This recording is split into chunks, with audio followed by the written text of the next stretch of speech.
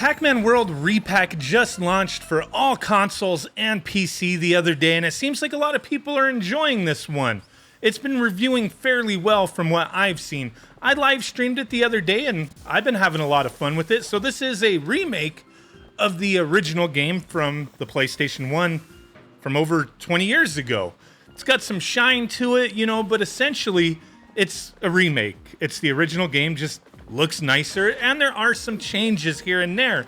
Most notably, the, missing Miss Pac-Man. We have Pac-Mom now, right? So there's been some changes like that. The Miss Pac-Man thing's been a controversy for a little while. We've discussed it quite a bit in the past, and, I think we just kind of have to accept it for what it is, and, it just kind of sucks.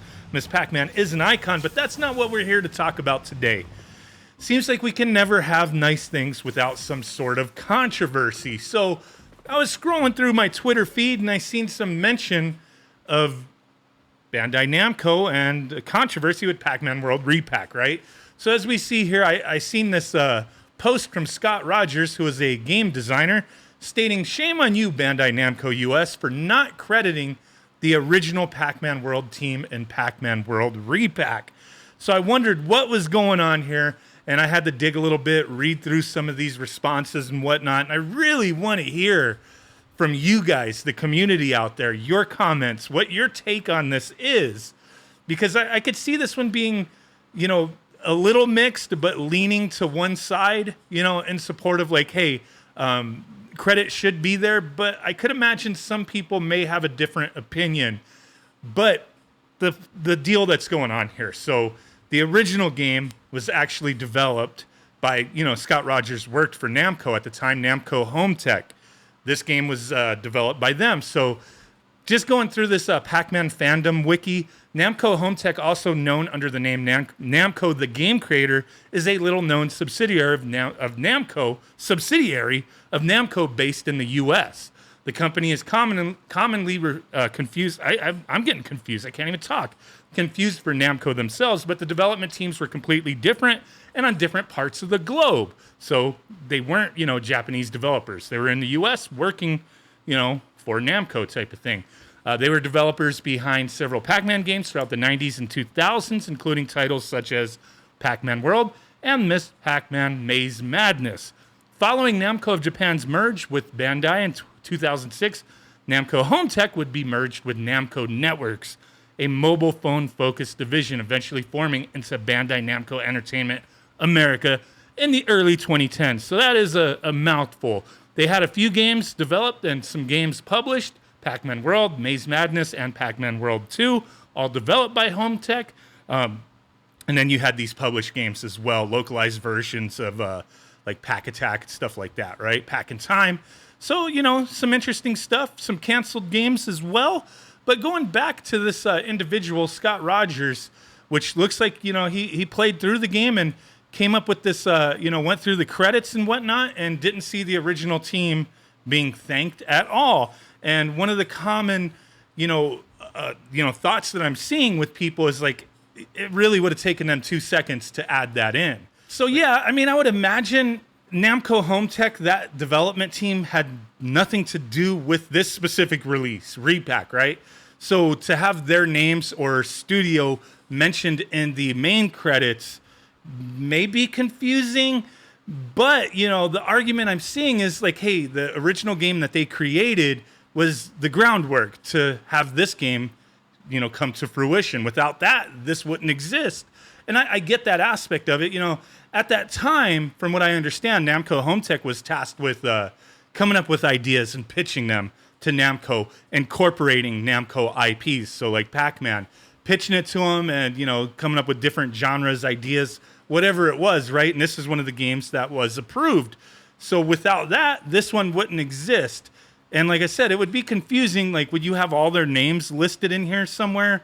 Or just a special thanks to the original developers at Namco Home Tech. I'm not sure what the expectation would have been here. And it seems like a lot of people are a little irked by this borderline boycott action with some. I've seen plenty like, I ain't buying this game until it's fixed, till they add that. If they add it, it's not going to be on the physical release. It's just going to be a digital edition type of thing. So it's not like permanently part of the game code that's on the cartridge or disc. But, that's the world we live in today, right? But it goes a bit further than just the Namco Home Tech team. I've been seeing some comments mentioning another individual, our buddy Tommy Tallarico. His studio did the music and sound for the original game, and they're not getting credit for the music used in this game type of thing. Where does it end? Who gets included? Who gets excluded? When does it end? I don't know. But let's continue reading some of these comments. And, like I said, I really want to read your discussion, your thoughts on this. Is this big nothing? Should this have happened? It's just easy enough to put that in there. Namco owns it. It's theirs. So, they credit who they... I don't know. What are your guys' thoughts on this? But continuing on, Scott Rogers states, this game is 100% recreation of the original, down to the level design, syntax, placement. I'm extremely disappointed that you failed to do something that would literally take minutes to do. Maybe not even that long to add a special thanks, unless it's a whole new credit section. I don't freaking know, man. I don't know. But let's see what some of the comments are here. Is anything that has any sign of Miss Pac-Man not allowed to be mentioned here? Or are they making the original... Yeah, we've been talking about that for a while. Yeah, the cutscenes have been changed. What else? Can you help get the word out? Asking people to get the word out on this. I don't know what this tweet was. I don't care about that. I care that the team who made the game that all of this is based on wasn't even given a special thanks. So, I guess that's the minimum that he was hoping for. They advertised the original. I'm sure they could have watched credits and just listed everyone's contribution that carried over to the remake. Level design, art. Well, yeah. So, the level design. With it being a remake and it essentially game level design, the placement of things is the same.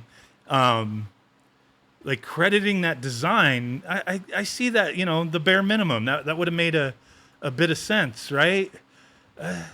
Yeah, this is a strange one, man. They didn't even credit Tommy Tallarico. It's especially shameful considering his music is in the game. I hope they fix that too via DLC or update.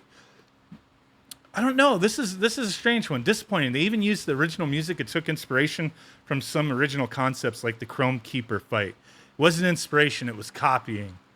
Hope you get the attention you deserve.